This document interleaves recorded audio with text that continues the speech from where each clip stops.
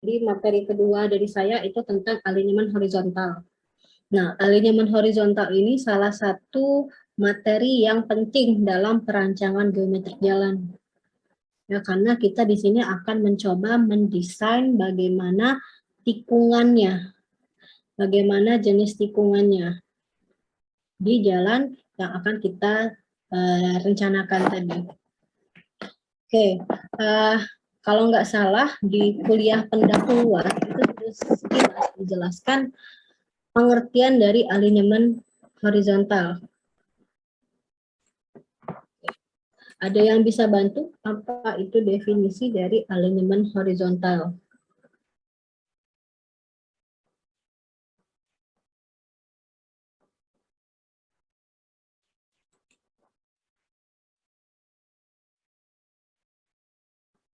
Biasanya di kuliah pertama itu ada dijelaskan sekilas. Kuliah pertama apa kedua gitu ya. Sekilas pengertian mengenai alinyemen horizontal, ada alinyemen vertikal. Mungkin kalau bingung alinyemen horizontal itu apa, pengertiannya apa, mungkin bisa disebutkan kata lainnya.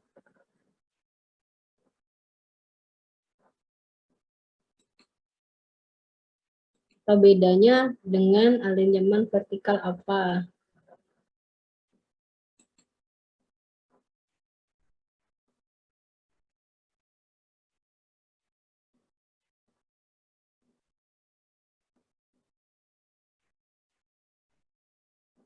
Ayo.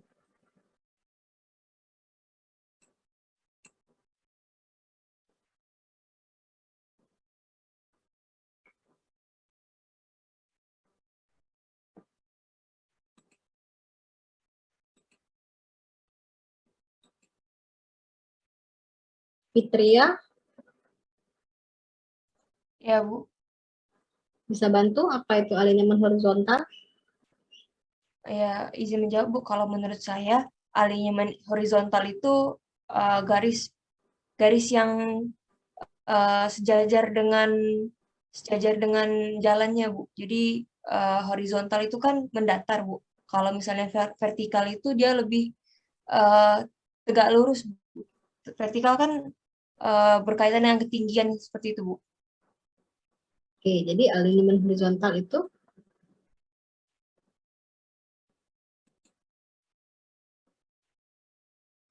Rio. Sejajar dengan bidang peta, Bu. Oke, kalau Rio apa Rio? Mungkin kalau dari Rio, alinyemen horizontal itu merupakan alinyemen yang menentukan kelentungan suatu medan dalam arah mendatar. Misalnya dapat digunakan untuk menentukan apakah suatu jalan itu punya belokan atau tidak. Gitu. Oke. Ada lagi yang mau menambahkan?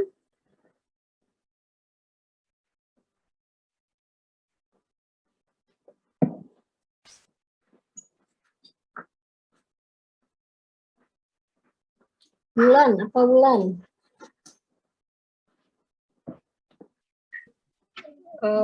Alinyemen horizontal itu proyeksi sumbu jalan pada bidang horizontal. Oke, jadi proyeksi Sumbu jalan pada bidang horizontal. Oke, jadi dengan kata lain, alinyemen horizontal itu bisa dikatakan apa? Terima Ruansyah. Dari tadi kamu nulis apa?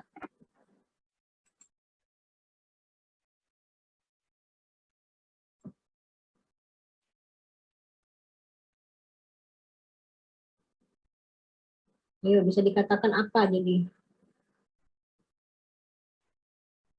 Ya, Bu. Alinyemen horizontal itu menurut saya proyeksi sumbu jalan pada bidang horizontal. Iya, tadi kan sudah dijawab sama Bulan. Dengan kata lain, apa alinyemen horizontal itu?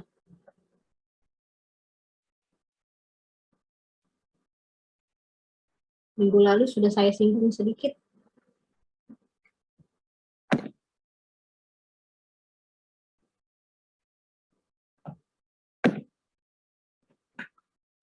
Ya, jadi udah benar ya kata si Wulan tadi ya, kalau alinyemen horizontal itu proyeksi pada bidang horizontal ya. Nah, biasa juga disebut dengan trase jalan. Ini kalau saya slideshow kelihatan nggak? Oke ya.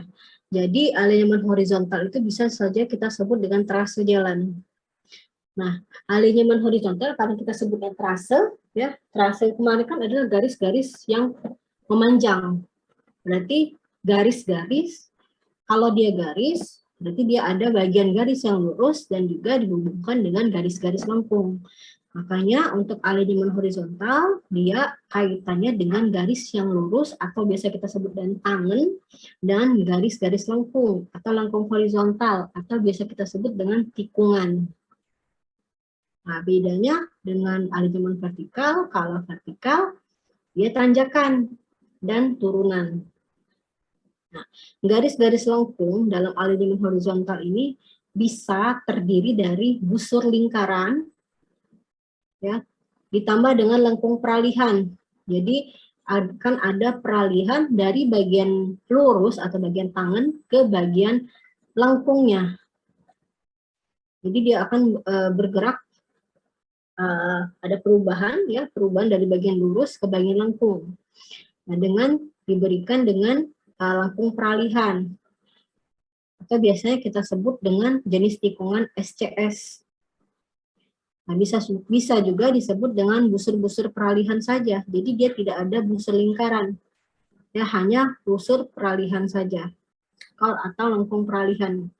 Nah, dan satu lagi ada namanya busur lingkaran saja. Jadi dia tidak ada peralihan. Ya, hanya busur lingkaran saja. Nah, beda ketiganya nanti akan kita bahas di materi hari ini. Ya. Nah, jadi kalau kita lihat dari gambar ini, sebentar ya.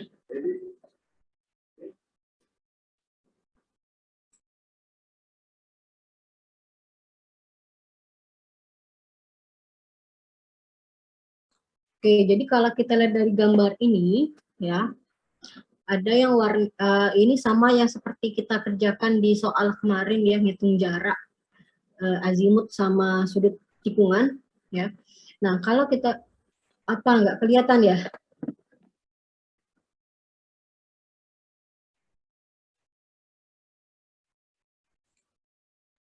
Begitu. Ini saya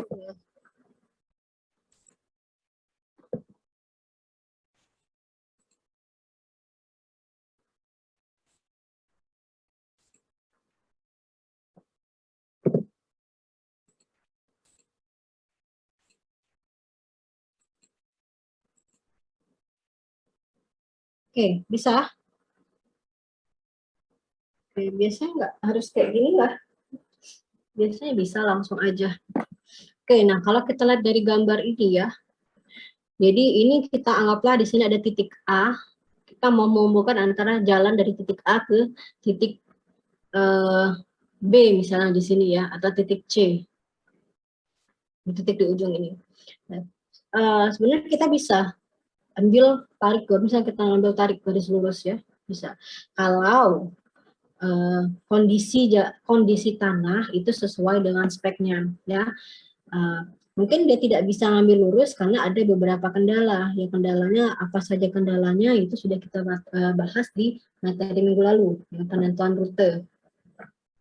Makanya kondisi jalannya harus dibuat seperti ini ya, demi keamanan dan kenyamanan si pengemudi. Nah, jadi di sini dia akan ada bagian yang lurus yang hijau ini atau tangan horizontal ya. Karena dia mau berbelok seperti ke sini, jadi supaya pengemudi merasa aman dan nyaman, maka diberikan lengkung peralihan. Ya, dari lengkung peralihan baru nanti ada busur lingkarannya. Dari busur lingkaran dia kembali lagi ke lengkung peralihan, baru bagian lurus lagi. Bagian lurus nanti nyambung lagi ke bagian lengkung peralihan. Kalau misalnya ada tikungan lagi ya, busur lingkaran, bagian peralihan, baru nanti bagian tangannya lagi. Nah, beda antara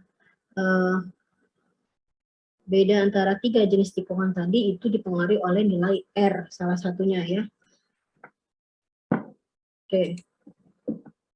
Nah, jadi alignment horizontal itu bagiannya ada bagian lurus dan bagian tikungan. Ya. Nah, bagian tikungan itu biasanya panjang maksimal ya, bagian jalan yang lurus itu harus ditempuh dalam waktu tidak boleh lebih dari 2,5 menit ya, sesuai dengan VR. Itu dikali dengan VR-nya berapa. Oke, nah di bagian lurus ini dipengaruhi juga oleh medannya. Bagaimana medannya? Apakah kondisinya datar, berbukit, atau bagian pegunungan. Nah, kalau kita lihat dari tabel ini ya, tergantung atau berpengaruh juga dari fungsi jalan. Ya, ada jalan arteri, jalan kolektor. Apa itu jalan arteri kolektor? Sudah dipelajari di kuliah mata kuliah lainnya. Ya. Jadi untuk panjang bagian lurus maksimal itu dipengaruhi oleh topografi dan fungsi dari jalan kita. Misalnya kita mau mendesain jalannya itu jalan arteri, nah, kondisi medannya itu adalah medannya datar, artinya panjang bagian lurus maksimal itu 3.000. Ya. Nah, sedangkan kalau bagian tikungan ya atau bagian lengkungnya, nah biasanya di bagian lengkung itu ada gaya-gaya yang berpengaruh ya, salah satunya yaitu gaya sentrifugal. Nah, jadi gaya sentrifugal ini sudah dipelajari di SMA ya, tentang fisika ya. Kira-kira apa gaya sentrifugal itu kalau di tikungan?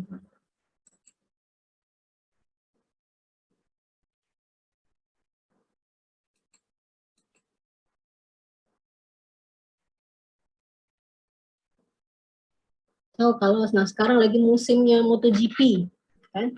MotoGP kan dia ada tikungan-tikungan. Kenapa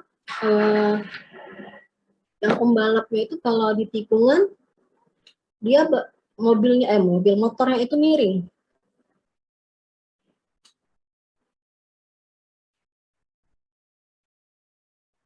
Posisi pengemudinya juga miring.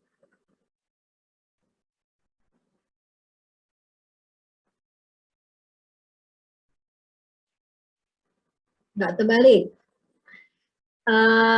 Nggak kebalik. Oke, ada lagi yang lain? Kalau kalian hobi nonton MotoGP, ya kemarin nonton MotoGP, misalnya lihat di TV, kalau misalnya motornya ngebut, dia kurang miring, apa akibatnya? Terpental, Bu. Kepental kemana? Ke luar lintasan. Oke, jadi si pembalap tadi ya itu akan tertarik kan, atau terdorong keluar dari lintasan. Nah, kenapa dia terdorong itu? Karena adanya gaya sentrifugal ini. Nah, jadi kalau kita lihat ya, kendaraan dengan lintasan berbentuk lengkung pada bidang datar atau miring akan mengalami akselerasi sentripetal secara radial, dia keluar dari lajur jalannya. Ya, jadi kalau pada saat di tikungan, nah ini ya, coba diperhatikan di tikungannya ya. Di sini ada sedikit perbedaan elevasi ya antara tepi luar dan tepi dalam. Ya. Nah, ini kalau mobilnya tadi kecepatannya konstan ya, nah dia ke sini. Nanti ada beberapa gaya yang akan mengimbangi gaya sentrifugal ini sehingga kendaraannya tadi tidak keluar. Ya, tidak terdorong dari lajurnya atau lintasannya. Nah, seperti ini ya. Kita pahami dulu di sini ya. Jadi kendaraan yang bergerak dengan kecepatan V akan mengalami gaya sentrifugal yang tegak lurus terhadap arah kecepatan V kita. Jadi gaya sentrifugal tadi akan mendorong kendaraan keluar dari lintasan sehingga kita akan merasa tidak nyaman ya. Kalau kalian ingat-ingat lagi ya, kalau misalnya di tikungan, apalagi kondisi kendaraan kita kecepatannya tinggi, nggak ada rasa kayak mobil itu mau keluar, apalagi yang di bagian belakang duduk yang di tengah itu ngerasa kan kita kayak badan kita miring kanan ya, kalau tikungannya seperti apa, belok ke kiri, miring ke kiri ya, Nah, itu karena adanya gaya sentrifugal. Nah, besarnya gaya sentrifugal ini bisa dihitung dari persamaan ini, F ya. F ini adalah gaya sentrifugalnya, F besar ya, atau katakanlah di sini Fs. Nah, sama dengan M dikali A. M itu adalah masanya. Jadi massa itu adalah berat dari kendaraan dibagi dengan gravitasinya, gravitasi bumi. Nah, sedangkan A itu adalah percepatannya.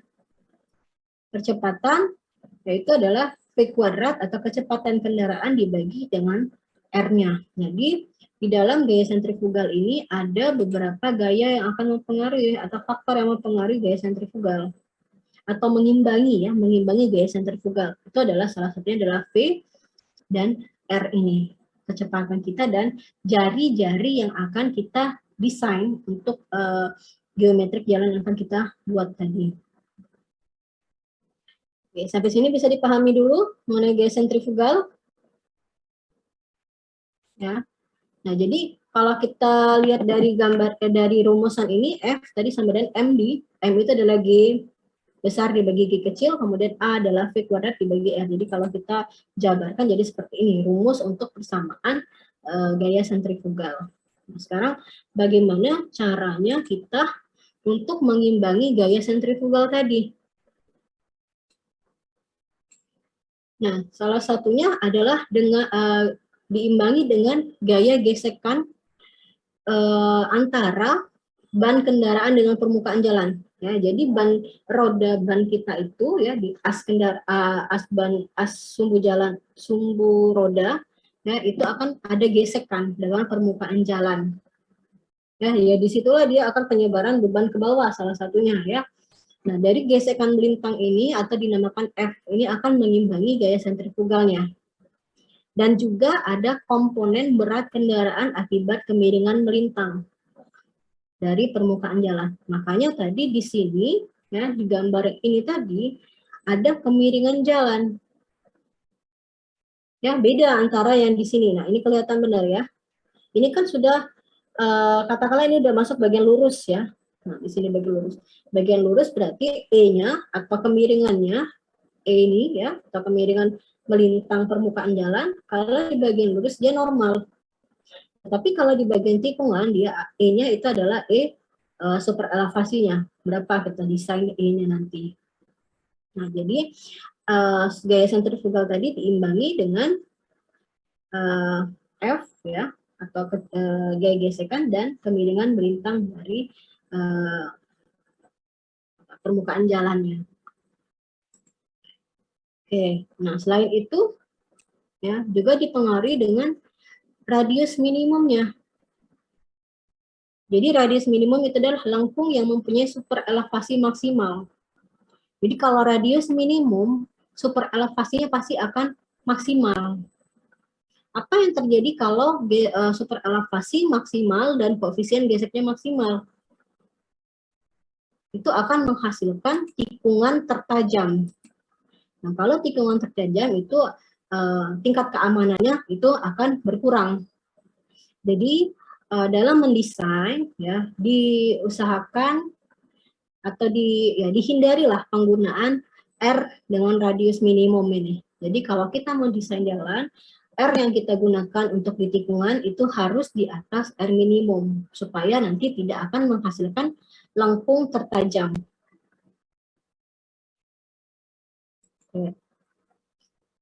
Nah, di sini rumus untuk menghitung R minimum. Ya, R minimum itu sama dengan V kuadrat dibagi dengan 127, E maksimalnya berapa, ditambah dengan F maksimal. Ya, E maksimal ini tergantung dari jenis,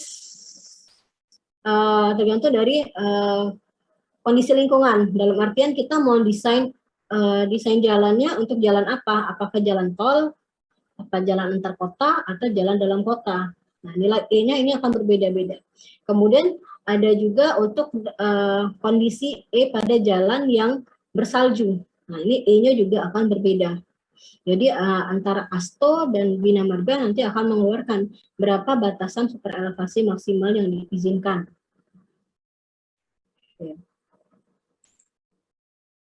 Nah, ini adalah tabel panjang jari-jari minimum.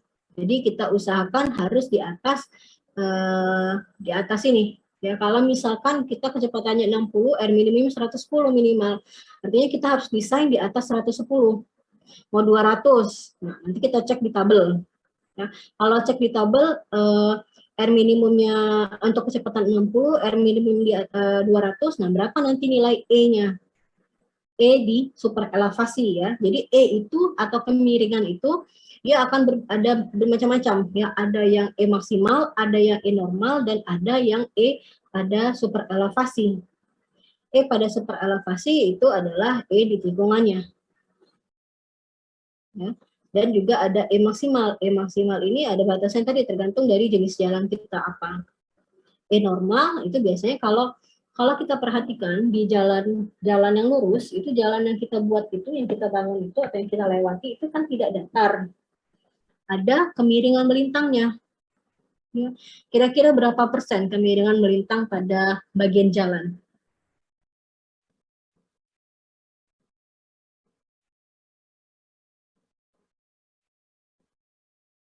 Ya, jadi bagian datar itu bagian lurus ya.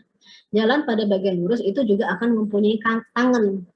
Biasanya kita disebutnya normal crown. Ya, jadi karena bentuknya itu seperti mahkota. Karena di kanan kiri itu ada E normalnya, yaitu sebesar 2-3%. Ya.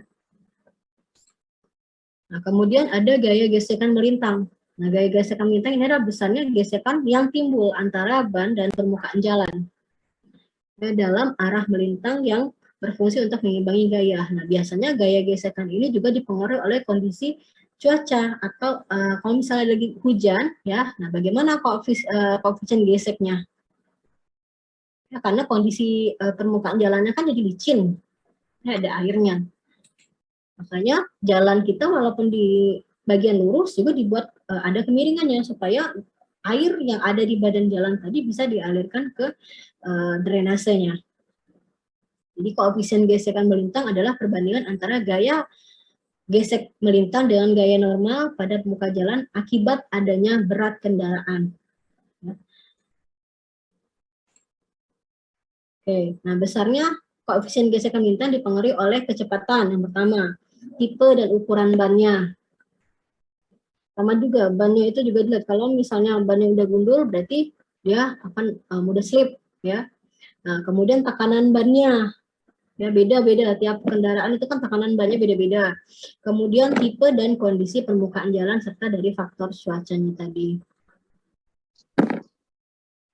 Oke. Nah, sama ini ada super elevasi ya tadi ya, ada kemiringan melintang dari jalannya. Ada 3 tadi ya. Nah, biasanya super elevasi ini ditentukan oleh hal-hal yang membatasi dari kecepatan kendaraan ya. Jadi misalnya pada faktor cuaca, kondisi medan, sama komposisi dari jenis kendaraannya.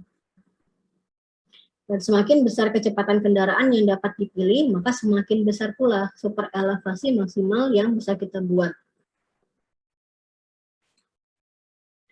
Oke, nah jadi ada R minimum ya, kemudian ada gaya geseknya, kemudian ada super elevasi. Ya, antisipasinya untuk gaya sentrifugal tadi itu dengan derajat lengkung maksimum.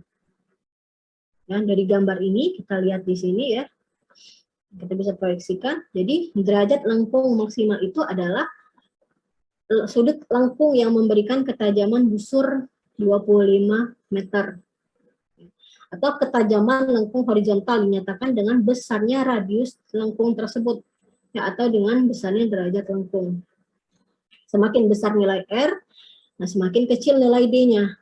Ya, kalau misalnya R-nya besar, D-nya kecil, maka semakin tumpul lengkung horizontal rencana kita. Jadi untuk mencari D, ya kita pakai rumus yang ini ya. Ada D maksimalnya juga ya 18, 19, 13,53 dikali E max-nya berapa ya dikali F max-nya berapa. Dibagi dengan V kuadrat. Dari keempat D4 ini ya, keempat poin ini ada R minimum, ada F-nya, ada E-nya, ada D-nya. Nah, ini semuanya akan berkorelasi dalam tabel ini. Jadi misalkan ya, kita mau mendesain dengan kecepatan 60, tergantung mau jalannya jalan antar kota apa jalan dalam jalan kota. Ya, bisa 10%, bisa dengan 8%. E maksimalnya. Nah, kalau untuk kecepatan 60, F maksimal yang diizinkan adalah 0,153. Berarti R min. Kalau dari hasil perhitungannya ya, dari hasil perhitungan yang ini ya, dari R minimum bisa juga kita lihat dari tabel ya, untuk kecepatan 60 berarti untuk R minimum desainnya itu 112. Nah, usahakan nilai R kita ya itu harus di atas R R minimum. Jadi harus di atas 112. Ya, mau ambil berapa di 112 misalkan.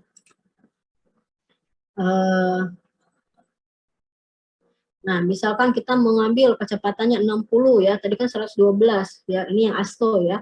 Kalau yang ASTO berarti R minimumnya kita harus diambil di atas 112, misal di 120 atau diambil di 200. Nah, dari 200 ini nanti kita bisa lihat berapa nilai E-nya. E itu adalah spread elevasinya ya untuk 2 lajur atau yang 4 lajur.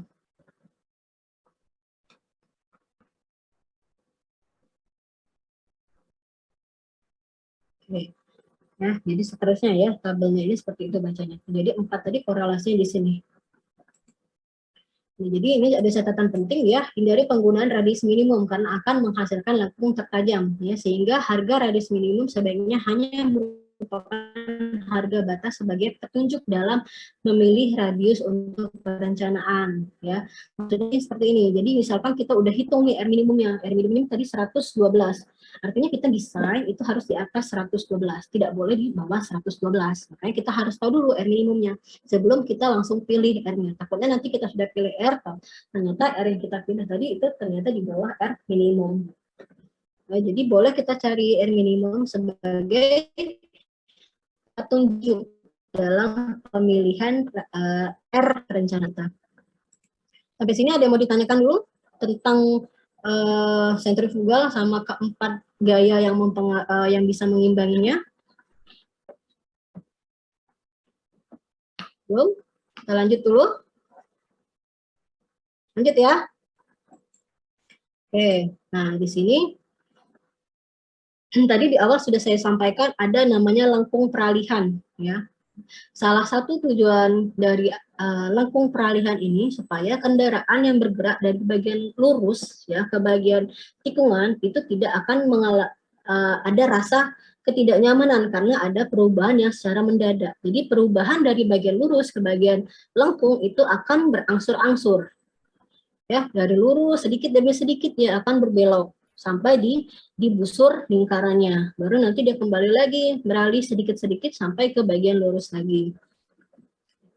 Nah jadi dibuat ya untuk menghindari terjadinya perubahan alinyemen yang tiba-tiba dari bentuk lurus ke bentuk lingkarannya. Jadi lengkung peralihan ini diletakkan di antara bagian lurus dan bagian lingkaran. Ya bisa sebelum dan sesudah dari tikungan tadi. Jadi dia di antara ya peralihan tadi di antara busur lingkaran dengan bagian yang lurusnya.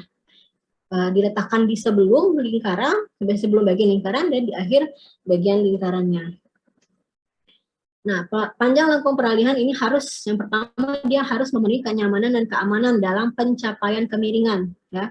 Jadi pencapaian kemiringan di tikungan itu dicapai secara teratur ya, atau secara teratur dan seragam. Sehingga tepi perkerasan bagian luar itu tidak kelihatan seperti patah-patah. Oke, nah seperti ini contohnya ya. Kalau kita lihat dari gambar ini adalah contoh perubahan kemiringan bintang. Ya. Ini adalah masih bagian lurus. Lihat di sini ada normal crown ya. Kayak bentuknya kalau kita lihat ini seperti kayak ada mahkota ya, kayak mahkota. Di sini karena dia masih normal ya, EN-nya masih bagian datar, maka EN-nya itu E-nya adalah E normal sebesar 2% tadi. 2-3% ya. Nah, kemudian dia beralih sedikit-sedikit karena tikungannya kan di sini ya. Nah, dia beralih sedikit-sedikit. Dia enggak langsung dari normal langsung ke super elevasi, enggak. Jadi kalau seperti itu nanti kalau bagian luar ini kelihatan seperti patah-patah dan juga kita tidak ada kenyamanan karena nanti pas dari tikungan dari lurus tiba-tiba langsung tikungan ya. Nah, dibuatlah seperti ini supaya memberikan keamanan dan kenyamanan tadi. Jadi di sini beralih sedikit-sedikit dari bagian tangan ya ke bagian TS. Nah, bagian TS ini sudah mulai berubah. Nah, di sini sudah ada sedikit kemiringan. Jadi yang di sini sudah sebelah kanan ya itu E-nya adalah E normal, sedangkan di sebelah kirinya datar, artinya 0% E-nya. Nah, dia beralih lagi sedikit-sedikit sampai di super elevasinya. E super elevasi desain kita berapa? Ya, yang jelas E super elevasi ini tidak boleh melebihi E maksimal. Ya, nanti dia kembali lagi ke sini, dari titik CE, ESC ke CS. Nah, ya, ini dinamakan lengkung bukan lengkung, dinamakan busur lingkaran. Ya, jadi dari ini ya, dari TS ke SC itu adalah peralihannya. Dari SL ke TS ini datar. Dari SC ke CS ini adalah bagian lingkarannya. Kemudian dari CS ke ST ini bagian peralihan lagi. Baru nanti ST ke SL ya di sini masuk ke bagian tangannya atau datarnya. Nah, kalau kita lihat di gambar 4.1 ini ya, dia ada sedikit perbedaan antara pengertian dari lengkung peralihan antara pendapat dari Asto dan dari Bina Marga. Nah, kalau kita lihat dari Bina Marga, ya dia menghitung menghitung LS-nya dari normal. Udah mulai dari bagian normal ya sampai ke SC. Nah, ini nah garis yang ini, yang LS ini. Nah, ini kalau Bina Marga menghitungnya seperti ini. Ini masuk di lengkung peralihan. Sedangkan kalau di Asto ya, dia hanya menghitungnya dari sini, dari bagian TS ke SC. Itu dinamakan lengkung peralihan. Jadi kalau di menghitung kelandaiannya nanti di Bina Marga itu ada dan Asto dia ada perbedaan. Nanti Bina Marga dia pakai EN-nya, normalnya. Sedangkan kalau di Asto dia nggak pakai lagi, dia langsung E-nya saja. Untuk menghitung kelandaiannya. Jadi ini ada dua perbedaan pendapat dari Bina Marga sama Asto. Ya. Nah, kalau kalian mau mendesain, pastikan dulu kalian mau desainnya pakai spek yang mana. Mau pakai Bina Marga atau yang pakai Asto. Ya, sesuaikan speknya. Nanti grafik yang tadi saya tunjukkan ya, yang ada nilai R, ada nilai V-nya tadi, nah itu nanti beda juga antara Bina Marga dengan Asto. Oke, sampai sini bisa dipahami mengenai lengkung peralihan? Bisa? Lanjut ya. Halo? Ya, Bu. Lanjut, Bu. Oke, ada suara, Dek. Jadi saya tahu kalau kalian tuh standby di sini. Ya, kalau kalian nggak jawab, nanti saya mikir saya ngoceh-ngoceh sendiri, kalian yang nggak ada. Oke, nah di sini ya panjang lengkung peralihan ditetapkan atas pertimbangan. Jadi ada 3 pertimbangan. Yang pertama, untuk menghindari kesan perubahan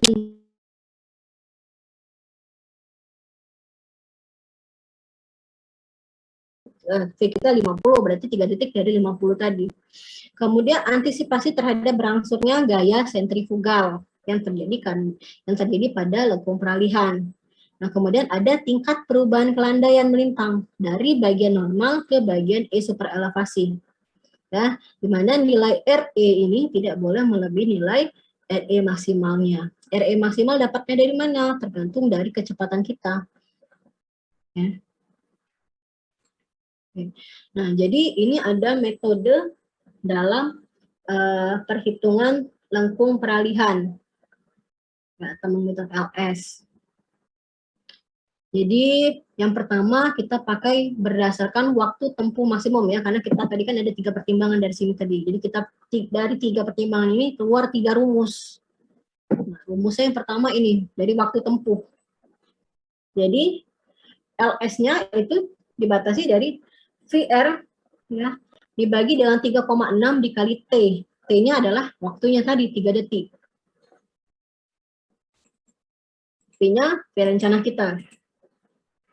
Ya, mau 50, 40, 50, 60, 70, 80 ya, tergantung dari desain kita dan juga tergantung dari jenis jalan kita.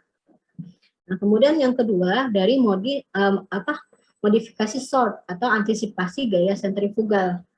Nah, hati-hati ya di perhitungan gaya sentrifugal ini banyak sering yang keliru. Ya. Jadi di sini LS sama dengan 0,022 ya, dikalikan ini V R pangkat 3. Jadi V rencana kita dipangkatkan 3, bukan V dikali R dipangkatkan 3. Jadi kebanyakan salah di sini. Ya, dia V dikali R dipangkatkan 3. Nah, jadi ini V R pangkat 3 ya. Kemudian dibagi dengan R kali C. Dikurang 2,727 dikali V dikali VR dikali E dibagi dengan C. C-nya ini koefisien, E-nya di sini adalah E super elevasi. Hati-hati juga di sini adalah E super elevasi karena di sini tidak ada tulisan EM atau EN seperti ini. Nah, jadi beda antara ini E, ini EM dan ini adalah EN. E ini adalah E super elevasi yang kita rencanakan atau yang kita desain. Dapatnya dari mana E ini? Nilai E ini dipengaruhi oleh R yang kita pilih. Dari kecepatan dan nilai R yang kita pilih. Oke, saya ulangi lagi ya. Yang di rumus modifikasi sort ini ya V rencana atau VR dikali dengan E. E-nya adalah E super elevasi desain kita, bukan E maksimum atau E normal. Dapatnya dari mana E ini? Dapat dari tabel. Tabelnya dipengaruhi oleh V kita atau V rencana kita dan juga jari-jari. Oke, saya buka di sini ya, biar bisa paham.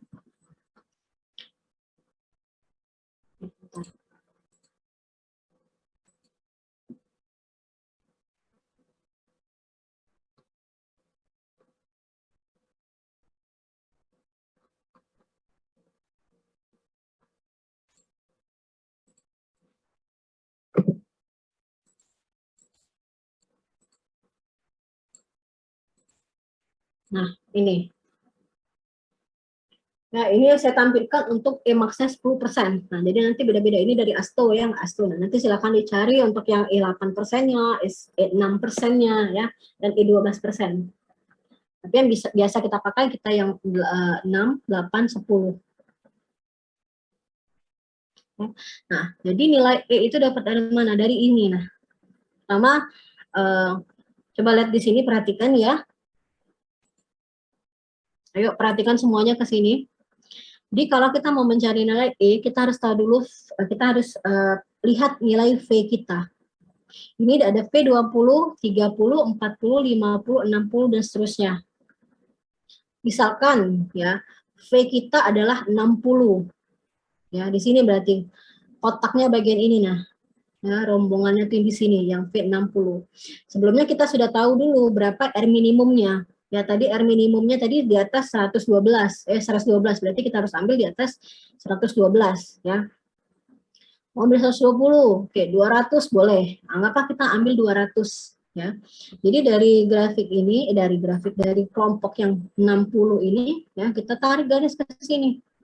Nah, dari 200 tarik garis ke yang 60, yang V60. Nah, di sini dapatnya 8,2. Berarti ini 8,2%.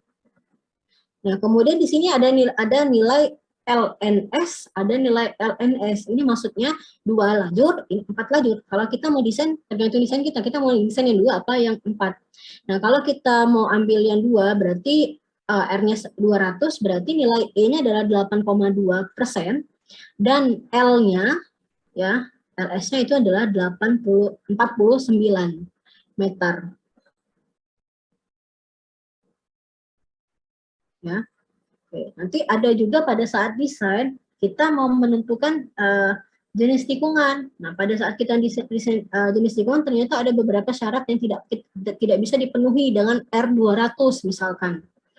Kita maunya SCS tikungannya, tapi pada saat kita hitung nilainya tidak bisa masuk kategori tikungan SCS. Jadi kita bisa ubah atau otak-atik dari nilai R-nya. Ya. R-nya ini yang akan kita cari, berapa R-nya.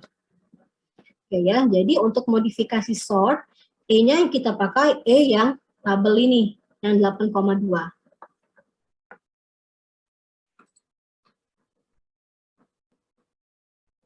Oke. Ya, nah kemudian yang ketiga, rumusnya dari tingkat pencapaian perubahan kelandaian. Jadi karena ada perubahan kelandaian dari bagian tangan ke tikungannya. Jadi rumus LS-nya itu adalah EM ini adalah E maksimal kita, ya dikurangi E normal kita, 2% tadi, dikali V rencana kita berapa. Nah, dibagi dengan 3,6 dikali RE. RE tergantung dari kecepatan kita berapa. Ya. Kemudian rumus yang keempat, kita pakai dari berdasarkan kelandaian relatif. Ya, ada dari Bina Marga, ada dari ASTO. Nah, tadi kan sudah saya singgung sedikit ya, kalau Bina Marga dia menganggap kalau lengkung peralihan itu dimulai dari yang bagian normalnya. Sedangkan kalau ASTO dia mulai dari bagian E-nya sudah mulai datar dan 2%. Jadi dia tidak memperhitungkan nilai E normal. Jadi untuk kelandaian relatif, untuk BM, yaitu Bina Marga, LS-nya itu B, ya, dikali M. Nah, kemudian dalam kurung E normal ditambah E normal. Ya. Nah, ada satu lagi rumus, itu rumus spiral. Nah, rumus ini boleh kita pakai, boleh tidak kita pakai, ya, karena hanya ada sedikit sekali literatur yang memakai rumus spiral ini. Ya. Kalau kita pakai rumus spiral, nanti kita harus ada kontrolnya, kontrol antara kelandaian relatif dengan rumus landainya, ya, kelandaian relatif dengan rumus ini kalau nggak salah rumus spiral, ya, lupa saya. Ya, kita harus kontrol dulu antara kelandaian relatif sama rumus spiralnya. Kalau tidak sesuai, nanti dari kontrolnya itu baru kita harus ganti lagi R-nya. Ya, nah jadi biasanya kalau kita mau mendesain, kita cukup sampai ada yang mendesain hanya 3 rumus ini, ya. Ada yang mendesain sampai ke kelandaian relatif. Nah, kalau saya biasanya sampai ke poin yang keempat ini. Ya. Nah, jadi untuk metode perhitungan lengkung peralihan, ya, dari 4 metode ini, 1, 2, 3, dan 4 ini, ya. Sama satu lagi nilai LS yang kita dapat dari tabel tadi, ya, yang 49 tadi. Nah, kita compare dengan metode ini dari 4 metode. Misalkan di LS ini dia menghasilkan 50 meter, ya. Nah, kemudian dari LS modifikasi sortnya berapa, ya, perubahan kelandaian berapa, kemudian kelandaian relatif berapa. Nanti diambil yang terbesar. Nilai LS-nya kita ambil yang terbesar, ya. Kalau nilai LS-nya kita terbesar, baru kita bisa mendesain jenis tikungannya. Ya, jenis tikungan kita pilih berdasarkan R yang sudah oke tadi, yang sudah kita dapat dari hasil lengkung peralihan. Ya, menghitung lengkung peralihan. Jadi nanti ada 5 LS-nya, ya, 4 dari rumus, 1 dari tabel. Nah, kita compare mana yang terbesar, itu yang kita ambil. Sampai sini bisa dipahami?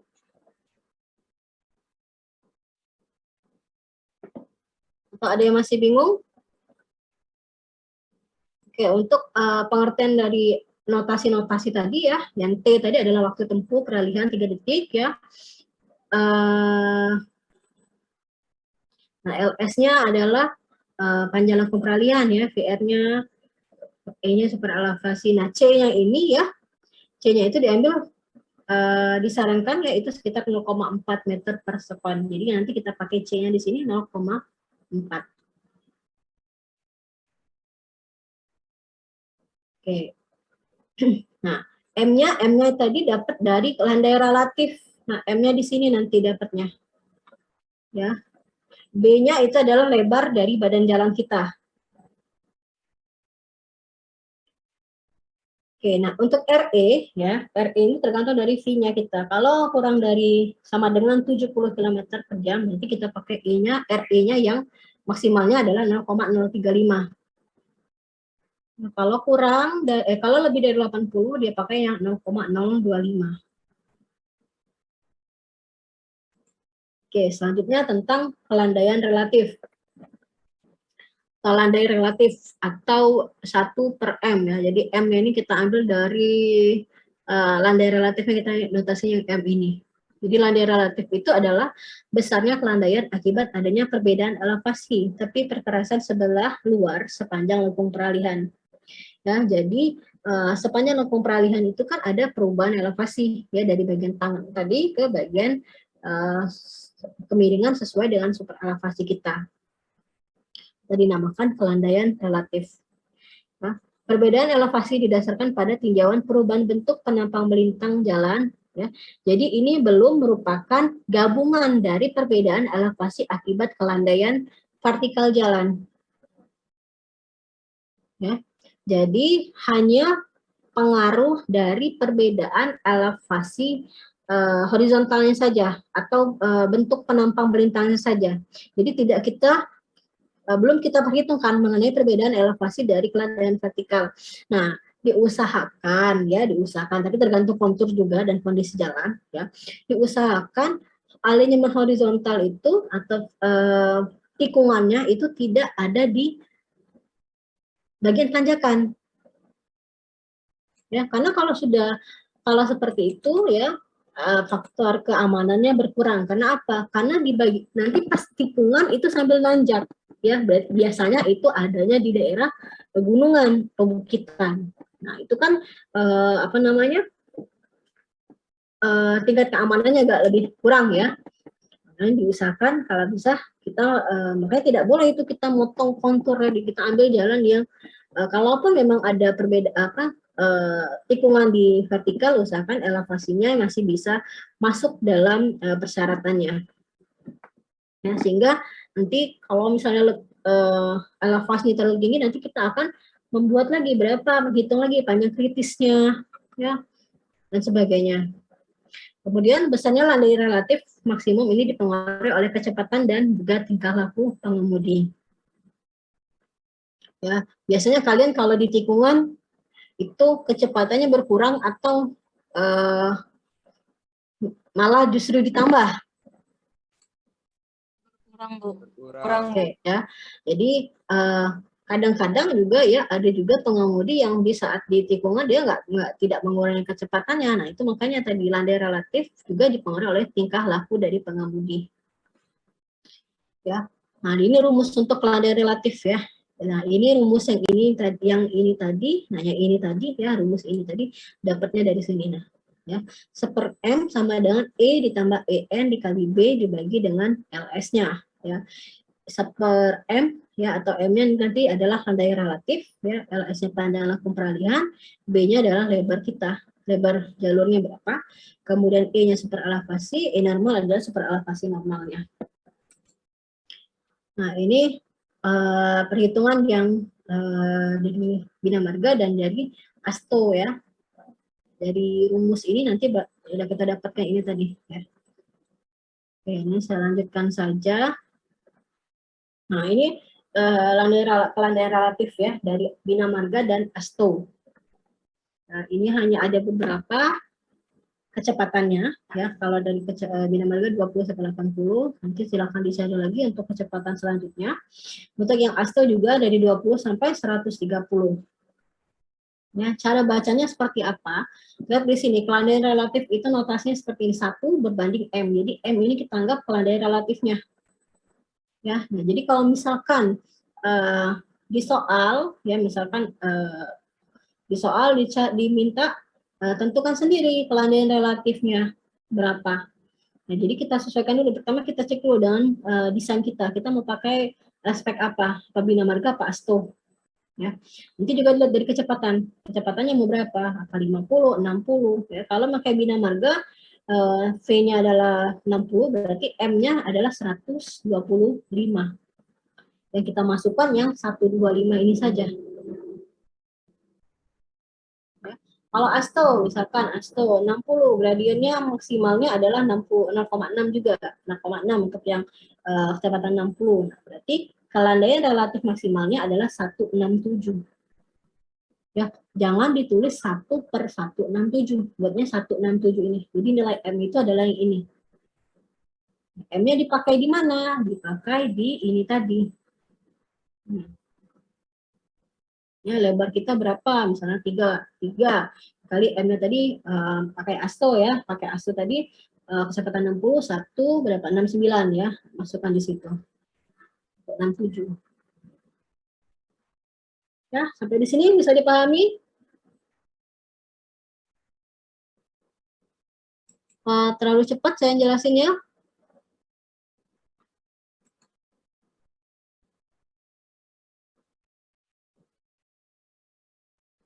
Nah, ini mengenai penentuan desain lengkung horizontal gitu kan. Nah, kalau yang tadi kita bahas ya, ini adalah lengkung peralihan. Belum masuk di kategori jenis tikungan. Nah, jadi penentuan jenis tikungan yang tadi saya jelaskan ada 3 jenis tikungan. Nah, jadi yang pertama dia ada full circle. Ya, full circle itu dia hanya ada bagian busur lingkaran saja. Dia nggak ada lengkung peralihan. Kalaupun ada nanti dibuat lengkung peralihan semu. Ya. Kemudian yang kedua ada SCS, spiral, circle, spiral. Nah, yang bagus itu yang sering, bukan yang bagus ya, yang sering ya dan baik juga itu digunakan adalah yang SCS. Sama satu lagi yang ketiga adalah tikungan jenis apa?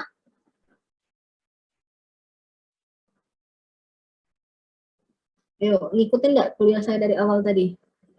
Ada full circle, ada spiral, circle, spiral, sama satu lagi apa?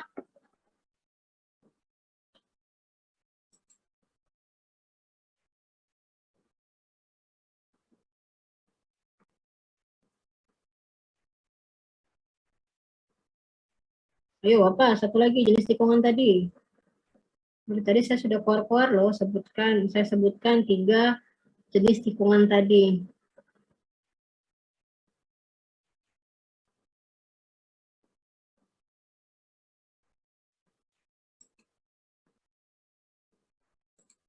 Ayo. Spiral bukan, Bu? Oke ya, spiral-spiral ya. Jadi yang terakhir itu, yang ketiga itu adalah yang spiral-spiral, artinya lengkung peralihan saja, dia tidak ada busur lingkarannya saja. Nah, kapan kita pakai salah satu dari 3 jenis tikungan ini? Jadi yang pertama dia dipengaruhi oleh V-nya, ya. Kedua dipengaruhi dari E-nya. Kemudian dipengaruhi, kalau E pasti dipengaruhi dari R-nya. Jadi ada P, ada R, dan ada E-nya. Nah, nanti juga ada jenis lagi perhitungan LC-nya berapa, nilai P-nya berapa. Yaitu beberapa faktor-faktor yang akan mempengaruhi dalam pemilihan jenis tikungan. Oke, jadi di sini saya masuk dulu ke flowchart-nya ya. Nah, ini adalah flowchart dalam pemilihan jenis tikungan. Tapi kalau misalkan kalian sudah bekerja ya, soal di proyek diminta kita mau desain tikungannya SCS, langsung ditodong seperti itu ya. Nah, makanya kalau diminta SCS berarti yang kita mainkan adalah dari nilai R-nya. Ya, dan misalnya itu jalannya harus SCS. Oke, kita harus mainkan di nilai R-nya. Tapi kalau misalkan di sini saya mau menjelaskan dulu bagaimana cara mendapatkan jenis tikungan yang baik ya. Jadi pada dasarnya tidak ada ketentuan baku tentang pemilihan jenis tikungan ya. Mau kalian ambil SS boleh, mau ambil FC boleh, mau ambil SCS boleh, asalkan sesuai dengan jenis konturnya. R-nya sesuai dengan keadaan atau kondisi di lingkungannya, topografinya diperhatikan, faktor geologinya juga diperhatikan, faktor ekonomis, faktor teknis yang kemarin ya, itu semuanya harus diperhatikan dulu. Nah, jadi alat pemilihan jenis tikungan biasanya digunakan dengan pendekatan seperti bagian alir berikut ini ya. Nah, jadi tolong diperhatikan dulu ya, karena di kuliah berikutnya itu saya akan coba kasih latihan tentang penentuan jenis tikungan. Ya, nanti saya kasih soal, terus kalian coba kerjakan. Nah, mulai dari pemilihan jenis tikungan ini. Jadi harus paham dulu pemilihan jenis tikungannya. Ya, jadi yang pertama kita asumsikan kalau kita akan mendesain dengan tikungan SCS.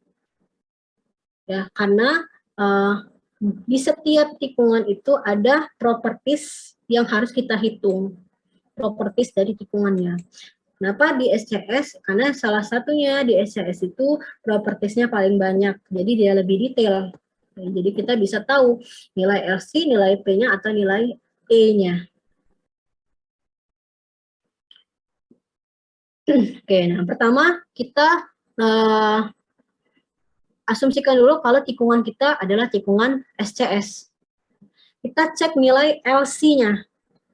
LC persyaratannya dia kurang dari 25 meter. Kalau kurang dari 25 meter, dia masuk tikungan spiral-spiral. Kalau lebih besar daripada 25, artinya kita teruskan di flowchart ini. Dari mana dapat nilai LC? Dapat dari perhitungan properties untuk SCS. Nah, yang ini. LC itu ini. Ya, kalau LC-nya kurang dari 25, artinya dia nggak bisa masuk ke SCS. Dia masuknya ke spiral-spiral. Ya, jadi kalau mencari LC, kita cari dulu TPS-nya berapa, delta C-nya berapa, baru kita bisa dapat nilai LC-nya. Oke, ternyata dari hasil perhitungan, ya, nilai LC-nya lebih dari 25. Ya, maka kita cek lagi nilai P-nya. P-nya syaratnya di sini kurang dari 0,10.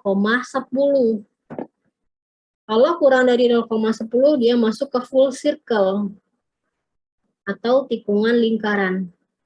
Kalau tidak, ya, kalau tidak, kita cek lagi nilai E-nya. E-nya NC atau RC.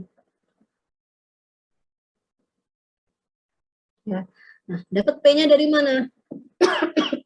Dapat nilai P-nya dari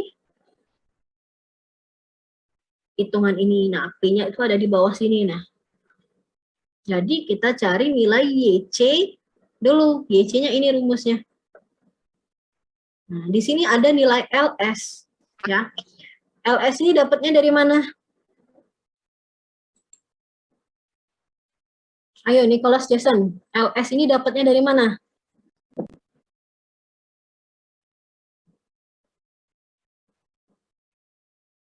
Dari perhitungan itu bukan, Bu? Yang awal Apa namanya? delta S itu, Bu. Delta S? Bukan, Bu. Dari Beda, tabel ini ya, Bu, ya? ada LC dan ada LS. Ayo, dapat dari mana LS? Kalau kamu dengerin Bu. saya dari tabel, jadi kamu nggak nyimak ya kuliah saya hari ini. Oke, saya tanya lagi, Bagas. Ayo Bagas, dapat nilai LS ini dari mana Bagas? Dari metode perhitungan peralihan tadi, Bu. Oke, jadi ada berapa metode tadi yang kita pakai?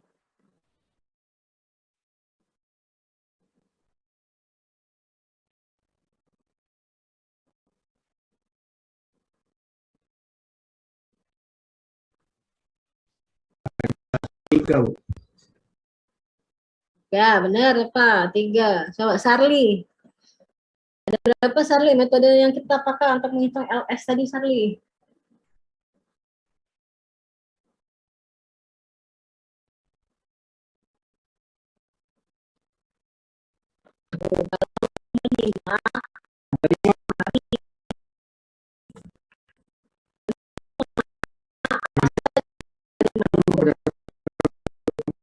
Yang kedua itu berdasarkan antisipasi gaya sentrifugal, yang ketiga itu berdasarkan tingkat pencapaian, yang keempat itu berdasarkan kelambanan relatif, yang kelima itu berdasarkan rumus spiral, Bu. Oke.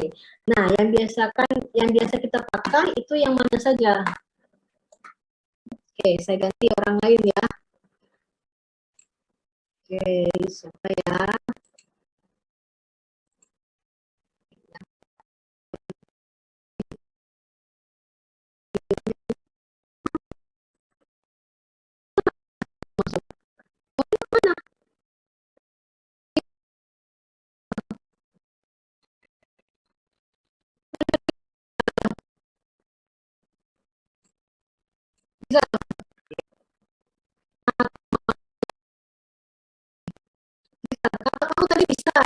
satu. Ini kemana nih? Kok cuma 12 orang?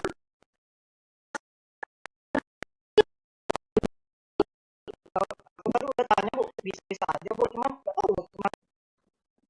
Oke, coba WA lah di grup. Ya, di grup kalian WA. Kenapa nggak masuk? Jadi Rizal, kamu catat yang hari ini masuk, saya cek tadi ada 20 orang cuma ya, yang dari sesi 1 tadi. Nah, kamu cek 20 orang itu siapa aja yang masuk. Jadi absen yang masuk 20 orang hari ini saya masukkan di absen minggu lalu. Ya, karena kita udah 2 kali tidak masuk. Ya, itu saya yang ngisi absen di e-learningnya. Baik Bu. Ya. Karena kan ini sudah saya serahkan ke kalian, bisa nggak masuk jam 1, hari apa bisanya diskusikan. Kalau banyak nggak bisa, kita ganti hari lain yang kalian bisa, kapan. Kita cari titik temunya. Ya, bukan kayak gini sekarang, bisa-bisa aja, tapi tidak muncul. Saya ngajak cuma sekarang 17 orang, saya ngajak cuma 17 orang. Materi yang saya siapkan ini penting. Ya, karena materi alignment horizontal ini, ya, kalau kalian salah ngitung alignment horizontal, rusak rancangan kalian nanti. Ya, karena alignment horizontal ini salah satu poin yang paling penting dalam membuat atau dalam merancang geometri jalan. Banyak kecelakaan dengan tidak sesuai tadi. Kalau jenis tikung kita tidak sesuai, makanya ini saya bilang dari tadi, tolong diperhatikan, tolong diperhatikan.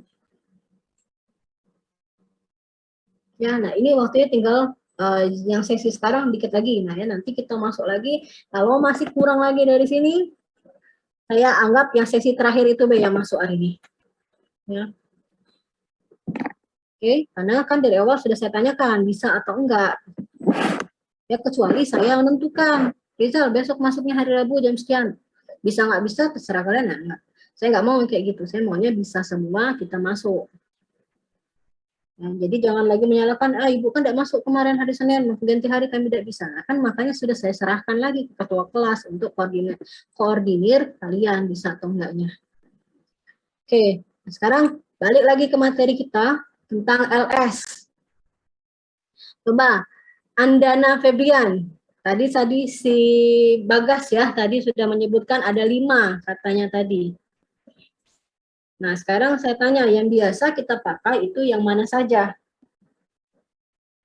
Apanya, Bu? Metodenya.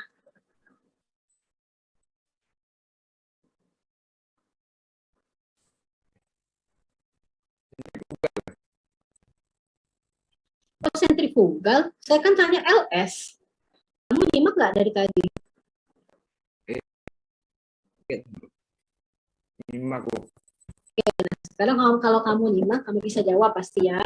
LS-nya tadi Bagas sebutkan ada 5 metode. Nah, sekarang pertanyaan saya ganti.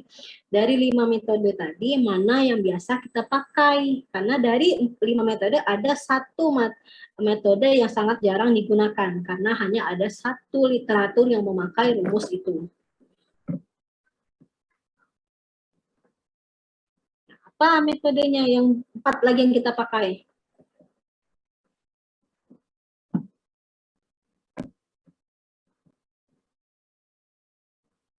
Ayo, Nisrina, coba bantu Nisrina. Nisrina, benar ya? Nisrina. Iya, Bu. Oke, coba bantu si Anda tadi. Yang sering dipakai ya, Bu? Ya, yang biasa kita pakai untuk desain atau menentukan RS. Yang berdasarkan kelandaian relatif. Terus, apa lagi? Sama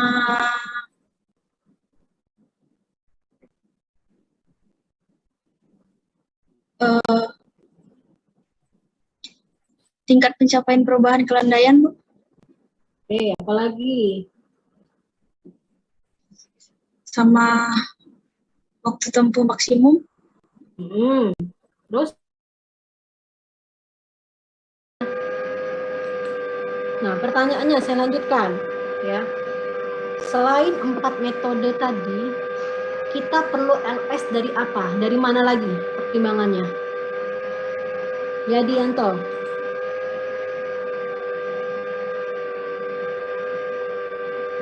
Oke, Alif Zan baru muncul ya. Ayo Yadi. Selain 4 metode tadi, kita pakai LS dari mana lagi?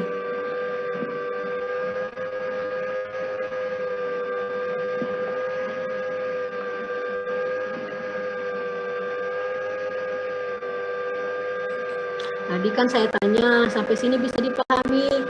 Sampai Bu. kedengaran nggak, Bu? Iya, kedengaran. Apa?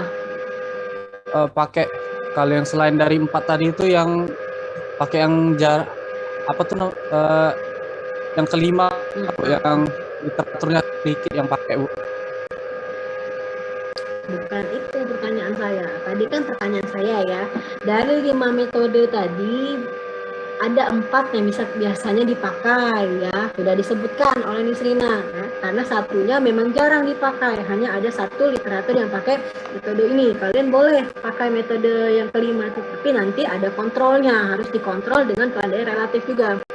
Nah, kalau nggak sesuai hasil kontrolnya, nanti baru balik lagi ke R-nya, diganti lagi R-nya, sampai dia masuk kontrolnya. Nah, pertanyaan saya lanjutkan lagi, ya. Nah, selain 4 LS dari metode tadi, kita butuh LS satu lagi. Nah, LS-nya dari mana? Merujuk dari tabel, Bu. Nah, dari tabel, ya. Jadi, kalau kita kumpulkan ada 5 LS. 4 dari metode, 1 dari tabel. Nah, yang kita pakai LS yang mana dari kelima ini? Saya lanjutkan, jangan dijawab. Saya cari lagi. Indri Latifah. Dari mana Indri? Dari tabel kan sih. Kamu perhatiin nggak? Saya dari tadi ngajar. Tadi sudah saya jelaskan ya, dari kelima ini nanti mana yang kita ambil LS ini.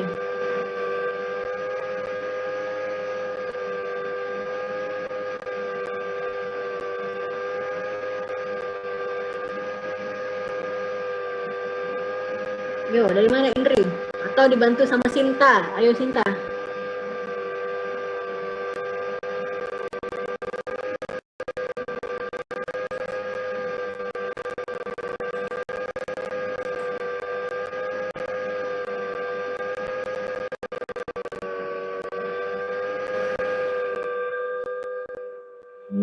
Ikuti lagi. Ayo, atau ada yang mau bantu jawab siapa? Izin jawab, Bu. Terbesar ya, Bu. Oke, Yang siapa? terbesar, Bu. Oke, jadi yang jawab tadi Fitria sama yang Hilman. jawab siapa? Hilman. Oke.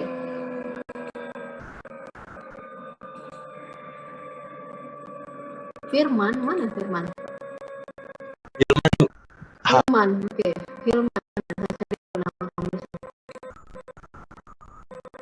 Kok nggak ada ya? Oh ya, Muhammad Hilman ya. Oke, jadi benar ya kata Fitria sama Hilman. Kita ambil yang terbesar.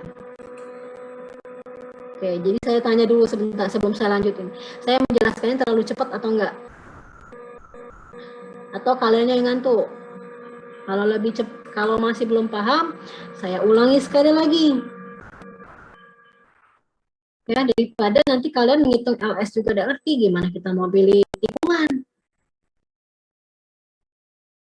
Mau saya ulangi lagi? Mau diulangi lagi apa enggak? Jawab dulu. Boleh, Bu, kalau mau diulangi. Boleh, Bu. Oke, ini saya ulangi ya. Nanti kalau saya tanya minggu depan tidak bisa jawab, awas lah ya. Jadi saya ulangi, perhatikan ya. Jadi kalau kalian tidak bisa ngitung LS, di hitungan lengkung horizontalnya nanti juga kacau. Karena LS yang kalian pakai itu LS yang mana? Nah, jadi ini saya jelaskan lagi. Tadi saya anggap sudah tahu ya apa bedanya LS antara Asto sama LS antara Bina Marga ya. Terus kalau di ST itu apa namanya super elevasinya gimana nanti itu saya anggap udah bisa. Nah sekarang saya tanya, saya akan jelaskan tentang lengkung peralihan saja. Jadi lengkung peralihan ini ditetapkan atas pertimbangan ketiga ini. Yang pertama ada perubahan mendadak, jadi dibatasi 3 detik dari kecepatan. Yang kedua ada antisipasi dari gaya sentrifugal. Sama yang ketiga ada perubahan kelandaian melintang atau RE-nya.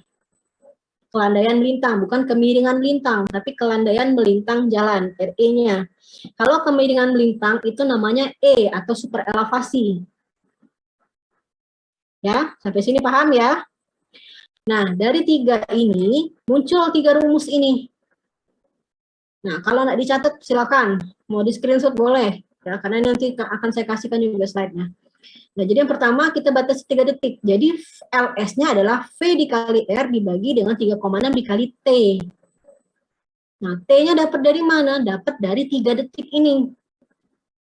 Karena dibatasi hanya 3 detik. Nah, yang kedua, gaya gaya sentrifugal. Hati-hati di sini. Nah, pakai ada nilai E. E-nya ini dapat dari mana? Fitria dapat dari mana E-nya? Dari tabel, Bu. Oke, ya, dari tabel dapat E-nya ini. Nah, bedanya sama yang kelandaian, perubahan kelandaian, di sini yang dilihat adalah nilai E maksimal dan E normalnya. Misalkan bisa kita tadi pakai E-nya 10% ya maksimal. Ya. Nah, 10% maksimal, normalnya 10%. Kan di sini yang 10% dikurangi 22%. Nah, kapan kita pakai 10%, kapan 8%, kapan 6%, kapan 12%, itu tergantung spek ya. Ada yang ASTO dan Bina Marga. Nah, Bina Marga ada yang jalan arteri, jalan antar kota, ada yang tol. Nah, itu nanti saya bahas di minggu depan ya, kapan kita pakai 10, 8, 6, 12 itu ya. Ada satu lagi untuk luar negeri yang daerah yang bersalju. Nah, E-nya beda lagi, E maksimalnya. Nah, kemudian di sini ada nilai RE. RE ini dipengaruhi oleh nilai V kita, V rencana. Nah, V rencana kita, misalkan V-nya kurang dari sama dengan 70, berarti RE-nya adalah 0,035. Ya, sampai sini bisa dipahami dari ketiga rumus ini? Bisa, Bu. Oke. Nah, saya lanjutkan. Ada satu lagi. Ada 2 ya sebenarnya, cuma yang kelima ini kita sangat jarang dipakai. Boleh kalian pakai, boleh tidak ya. Kalau pakai rumus spiral nanti ada kontrol dengan kelandaian relatifnya. Ya. Nah, kemudian dari rumus yang keempat itu kelandaian relatif ya. Beda antara Bina Marga dan ASTO. Kalau ASTO dia tidak mempertimbangkan nilai E normalnya karena dia tidak menganggap karena si ASTO menganggap perubahan super elevasinya tadi sudah mulai terjadi di bagian lengkung peralihan, bukan di bagian lurus. Kalau Bina Marga kan dari bagian lurus. Nah, makanya Bina Marga masih pakai E normal, kalau ASTO tidak. Nah, kemudian rumus spiral, yang terakhir ini rumus spiral. Ya, yang kelima. Nah, kalau dari saya biasanya pakai yang keempat ini, ya, 1, 2, 3, 4. Sampai kelandaian relatif. Yang ini tidak saya pakai, ya. Hanya ada satu apa tadi saya bilang, satu literatur yang pakai rumus ini. Nah, kemudian bahkan terkadang ada yang mendesain dari ketiga ini saja karena dia hanya melihat dari faktor pertimbangan, tapi kelandaian ini dia jadikan kontrolnya. Ya, jadi kembali lagi ke spek apa yang kalian pakai. Oke, nah kemudian dari keempat rumus ini ya, kita bandingkan dari tabel kan, ini kan dapat nih LS-nya. LS misalnya ini 50 atau 60, ini sekian, ini sekian, ini sekian. Nah, kita bandingkan dengan dari tabel. Ya.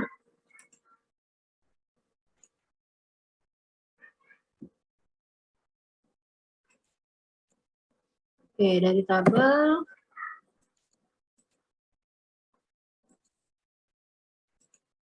Muncul nggak tabelnya? Kalau saya slideshow keluar nggak? Muncul, Bu. Nggak nih? Oke, muncul ya. Nah, jadi tergantung dari V-nya kita. Ya, misalkan V-nya ini kan 20, 30, 40, 50, 60. Nah, jadi sekelompok ini misal kalian desainnya 60, berarti yang sekelompok ini punyanya 60 semua. Nah, di paling kiri ini ada nilai ada nilai R-nya. Ya. Nah, kemudian di sini ada nilai R, ada nilai E, ada nilai LS-nya. Yang 24 ini bedanya adalah di jumlah lajurnya. Ada misalnya ada 2, ada 4. Desainnya terserah, desain kita mau 2 atau 4. Ya. Nah, misalkan ini saya misalkan saja ya, supaya enak narik garisnya ya. Jadi misalkan kecepatannya 20, misalkan saja ini kecepatannya ya. Nah, penentuan nilai R ini harus di atas R minimum. Alasannya kenapa? Supaya tidak menghasilkan lengkung dengan tikungan tertajam. Ya, oke, misalkan kita ambil nilai di 100 ya. Nah, berarti nilai E-nya, E super elevasi tikungannya itu adalah 2,8. Nah, LS-nya berapa? LS-nya antara 13 sama 19, tergantung dari L kita jumlah lajurnya. Kalau misalnya jumlah lajurnya hanya 2, berarti LS-nya adalah 13. Nah, atau yang di 60, misalkan kita ambil, tariklah misalnya yang kecepatan 60 tadi, kalau dari tabel sebelumnya yang korelasi antara nilai R, F maksimal, E maksimal, sama nilai D, ya, di tabel sebelumnya. Nah, itu kan untuk kecepatan 60 di atas 112, atau kalau dari ASTO ini 115, tabel ASTO R minimumnya. Nah, kita ambil di atas 115. Oke, misalkan kita mau ambil 200, oke, 200 boleh. Nah, jadi kita cek di sini, berapa nilai E-nya. Kalau di sini kita lihat 8,2, berarti E yang dipakai untuk gaya sentrifugal itu adalah E yang 8,2 ini. LS-nya adalah 49. Sampai sini bisa dipahami belum? Yang ini. Yo, saya minta jawaban. Bisa, Bu. Bisa? Bisa, Bu. Nah, lanjut. Nah, kebaca nggak lagi nih? Kebaca nggak ini? Keluar nggak? Enggak, Bu. Enggak. Belum. Nah, ini coba saya cek lagi ya.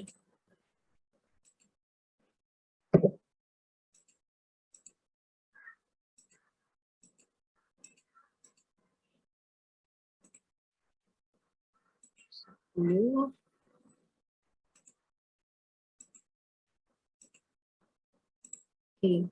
Nah, jadi tadi kan 49 yang kecepatan 60 ya LS-nya. Nah, ini nggak tahu kita berapa hasilnya. Misalkan ini hasilnya 50 atau 50 misalkan. Ini berapa, LS-nya ini berapa, yang ketiga rumus yang keempat berapa. Nah, kita bandingkan dari keempat rumus dan hasil tabel tadi kita compare, mana yang paling besar itu yang kita pakai. Dipakainya untuk kapan? Untuk perhitungan tikungan. Ya, sampai sini bisa paham? Bisa, Bu. Oke, sekarang saya lanjutkan ya, yang menentukan jenis tikungan. Nah, jadi saya ulangi lagi jenis tikungan ini, karena tidak ada ketentuan baku dalam penentuan jenis tikungan. Kalian mau merencanakan saya mau spiral-spiral, mau full circle, mau SCS silahkan, tapi ada pertimbangan lain ya, harus ada pertimbangan apa? Misalnya masalah konturnya ya atau topografinya ya. Nah, bisa kita pakai. Kemudian dari faktor kecepatannya, kecepatan rencana kalian, kemudian jari-jarinya. Nah, boleh misalkan kalian langsung bilang, oke, saya mau hitung tikungannya, saya mau SS. Berarti kita harus tentukan V-nya dan R-nya yang bisa masuk di persyaratan SS ini. Oke, tapi kalau misalkan diminta nih kita mau mendesain, saya mintanya SCS misalkan ya. Nah, kalau SCS atau tikungan apapun, kita kembalikan lagi coba ke diagram alir ini. Jadi misal, kenapa saya di awal diasumsikan SCS? Karena SCS ini propertisnya, salah satu alasannya adalah propertisnya itu paling lengkap, paling detail, karena dia ada bagian spiral dan bagian lengkungnya. Nah, jadi kita asumsikan dulu tikungan kita SCS. Ya. Nah, sekarang dia yang syarat yang pertama adalah nilai LC-nya. Ya. LC-nya adalah 25 meter. Kalau dia kurang dari 25 meter, artinya tikungannya adalah spiral. Nah, kalau LC-nya itu lebih dari 25 meter, artinya kita lanjutkan lagi ke bawah. Nah, pertanyaan saya, kalau kita mau desain SCS, LC-nya berapa?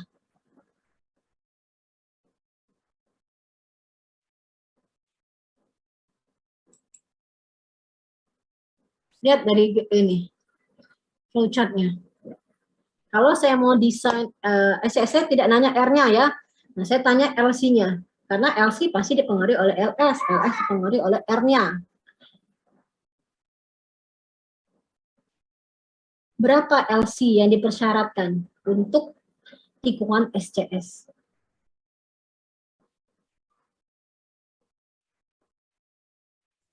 Di bawah 25, Bu. Di bawah 25. Di bawah atau di atas?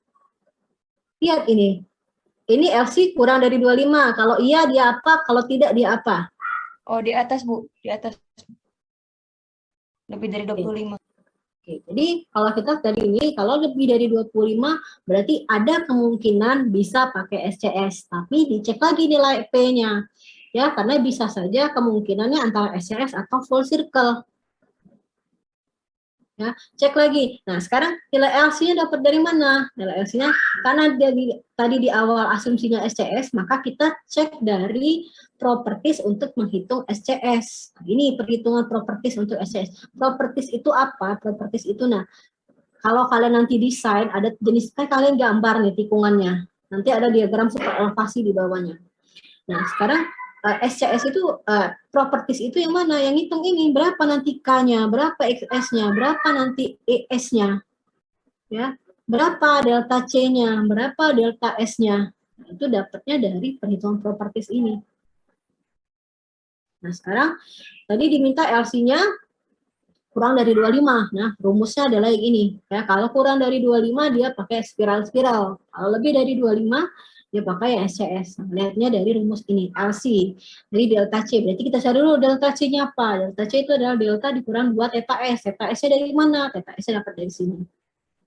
Jadi, cari dulu theta S, cari dulu delta C, baru bisa dapat nilai LC-nya. Ya. Nah, selanjutnya, yang kedua, ya, kalau misalkan LC-nya tidak kurang dari lebih dari 25 ya, itu kita cek lagi nilai P-nya. P-nya kurang dari 10. Kalau kurang dari 10 artinya dia masuk di full circle. Kalau lebih dari 0,10 berarti kemungkinannya masih di full circle atau spiral SCS karena tergantung dari nilai E-nya lagi nanti. Nah, P-nya dapat dari mana? P-nya dapat dari rumus ini tadi. Nah, P-nya itu. P-nya adalah YC dikurangi R dikali 1 min cos theta S. Theta S-nya udah dapat dari hitungan yang awal. Nah, sekarang YC. YC-nya adalah ini. LS kuadrat dibagi 6R. Nah, saya ulangi lagi pertanyaan saya sebelumnya. LS ini dapatnya dari Fahriansyah. Dari mana LS-nya Fahriansyah?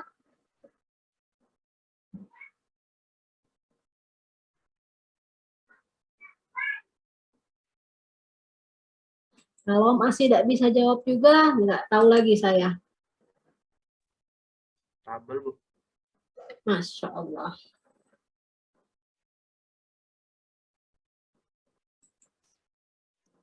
Oke, jujur ya, saya jadi males mau meneruskan ini ya. Saya nggak tahu, ini kalian nyimak atau enggak nih. Kayak anggaplah baru 1 orang, saya tanya lagi. Muhammad Ghazi. Nah, Ghazi, pertanyaan saya, ulangi lagi, LS-nya ini dapat dari mana? Dari metode perhitungan LS sebelumnya, Pak. Oke. Dari perhitungan saja? Sama apa yang Ya. AAS HTO-nya. Oke, dari perhitungan kan ada beberapa metode itu. Nah, ambilnya yang dipakai yang mana LS-nya dari beberapa metode tadi? Yang berdasarkan kelandaian relatif. Astagfirullah. Nabilah, dari mana Nabilah? Dari 3 metode ya Bu, yang berdasarkan waktu tempuh atau yang berdasarkan antisipasi gaya sentrifugal atau yang tingkat pencapaian yang biasanya dicari. Ini biasanya yang didapetin. Wah, ampun Dek, saya dari tadi ngoceh panjang lebar. Tahu saya Ambil sepemahaman yang terbesar ya saya. Bu. Ambil hasil Saya yang terbesar. sudah menjelaskan secara detail. Nah, masalahnya nyambung tidak di kalian ini. Saya Ambil tanya hasil sekali, yang oke, saya tanya sekali lagi ya. Penjelasan saya terlalu cepat atau bagaimana? Untuk semuanya, bukan untuk Nabila saja, untuk semuanya. Kenapa susah sekali memahami metode dalam menghitung LS? Apa saya yang jelaskannya susah dipahami? Atau terlalu cepat? Atau kalimat saya yang salah?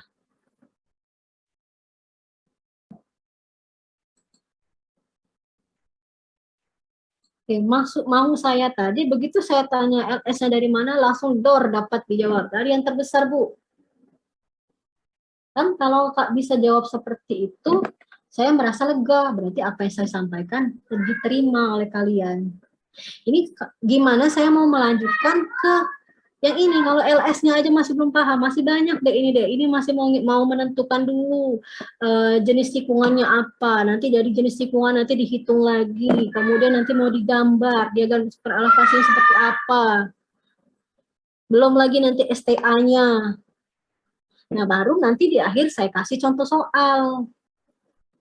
Tapi sebelum saya kasih contoh soal, itu kalian bisa pahami dulu LS-nya itu dari mana, cara mendapatkan jenis tikungan seperti apa. Karena apa? Ujian dari saya itu soalnya inilah, saya ganti angkonya deh. Nah, kalau kalian di ini aja nggak bisa dipahami, susah untuk dimengerti, nah gimana nanti mau ujiannya? Walaupun nanti rencananya saya mau kasih take home kan? Udah saya jelaskan di awal, saya mau kasih take home, tapi saya mau lihat dulu kalian itu ngikut tidak kuliah saya. Yang hari ini datang cuma 21 orang. Nah, sudah datangnya sedikit, susah pula dipahaminya.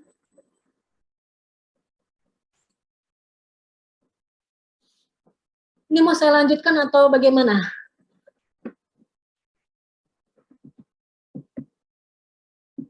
Lanjut, Bu.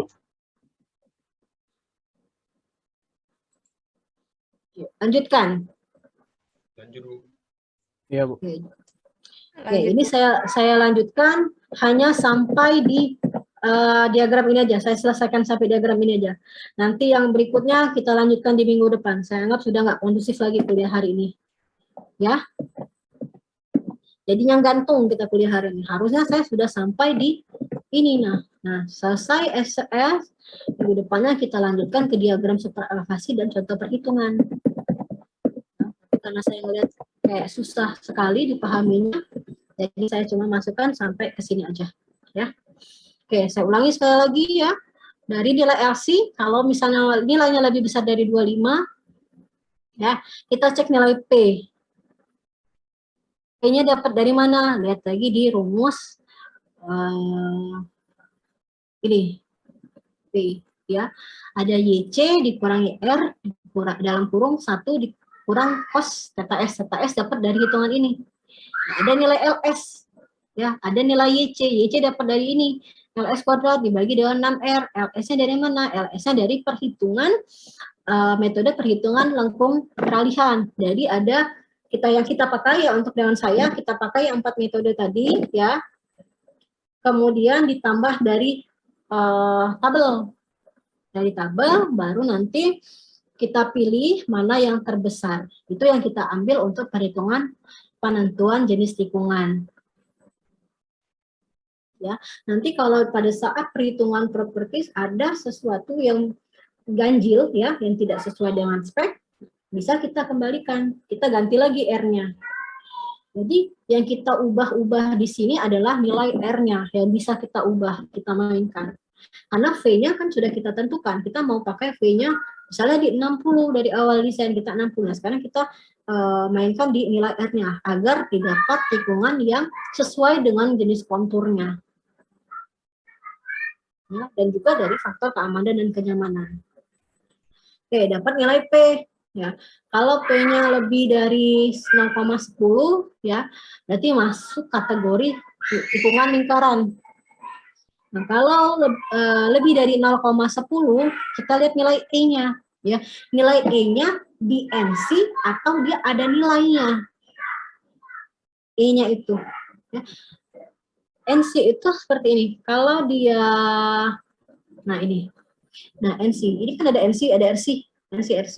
Kalau dia nilainya NC atau RC, artinya dia tikungannya full circle. Tapi kalau nilai E-nya ada angkanya, nah kayak yang tadi di kecepatan 60, R-nya 200, ada nilai E-nya 8,2. Ya, NC itu apa ini ya? Nah, normal crown ya, kemudian RC adalah remove ya. Nanti ini sudah digambar diagram super elevasinya, nanti ada kelihatan tuh NC itu yang bagian normal atau bagian tangan dia masih 2%. Kalau RC-nya udah ada sebagian normal, sebagian sudah mulai peralihan. Ya bisa 0% atau udah masuk di super elevasinya. Itu beda NC sama RC. Nah, atau dia ada nilainya. Kalau dia ada nilainya, ya berarti bisa dikategorikan kalau tikungannya adalah nilai tikungan SCS. Ya, kalau nilainya E-nya tadi NC atau RC, berarti dia masuk di tikungan lingkaran. Nah, kalau dia masuk ke tikungan lingkaran, nah berarti properties yang sebelumnya kita hitung tadi, ya kita ganti karena kita mau ternyata dari R yang kita tentukan tadi dengan LS yang sekian, itu ternyata masuknya ke tikungan lingkaran full circle. Nah, jadi selanjutnya maka kita bisa hitung lagi properties untuk full circle. Tapi full circle ini tikungannya hitungan propertiesnya nggak banyak ya, hanya ini saja. Ya, nanti dari sini sudah gambar, misal full circle nih, gambar full circle. Nanti di bawahnya kita buat diagram super elevasi. Jadi diagram super elevasi itu nanti kita gambarkan bagaimana potongan melintangnya. Untuk potongan 1, potongan 2, potongan 3, dan potongan 4. Ya. Jadi misalnya saya mau sampai habiskan ini, cuma ya agak sedikit ini ya saya ya. Udah capek, saya ngoceh dari tadi, cuma masih banyak yang nggak bisa nerima. Ya sudah, untuk kuliah hari ini saya anggap cukup sampai di sini ya. Untuk materinya nanti akan saya berikan